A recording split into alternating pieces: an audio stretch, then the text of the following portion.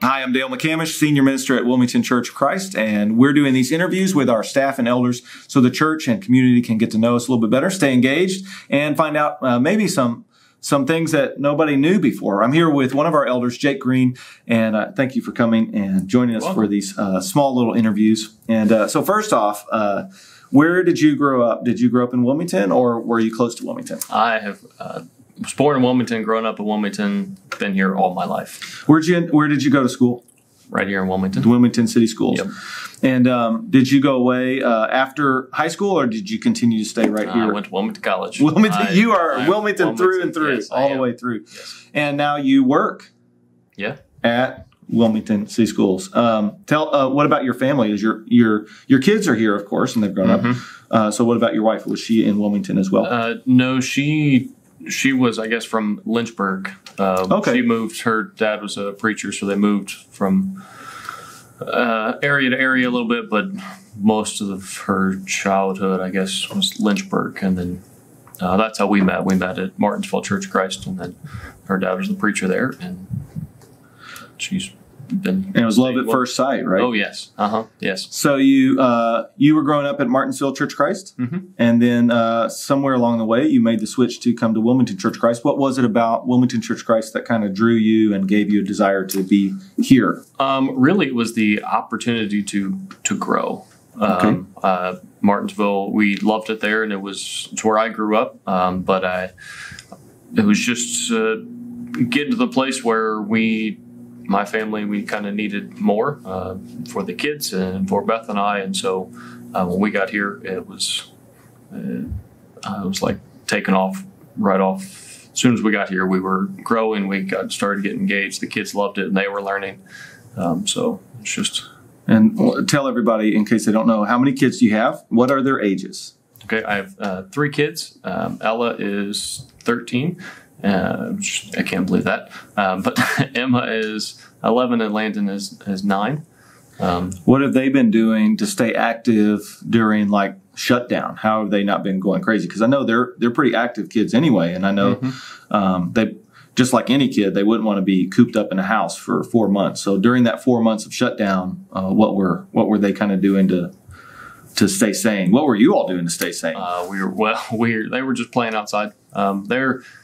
Them being homeschooled, they're used to staying home for school and everything. But we spent a lot of time outside playing, working around the house. We got a lot of house projects done. A lot of to-do lists. Yes. Yeah, good. Yes, we knocked off several things on our list. So you were able to get connected and engaged in the church. So I assume that's one of the reasons why you liked it here. What do you think the kids liked here the most? Having a consistent structure with other kids. Okay. Martinsville is a smaller church, and so it was them a lot of times. And so it was very engaging, very energetic, and so they were able to learn from other adults and other teachers, other students besides their siblings or parents.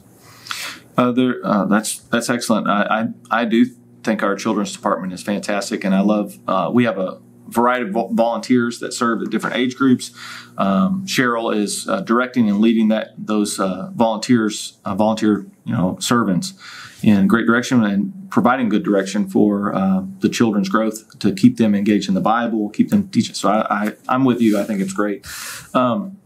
What would you tell somebody who had never attended here was one of the key things that key characteristic of our church that is good for the kingdom? What would you say to somebody who's like, what's that church about?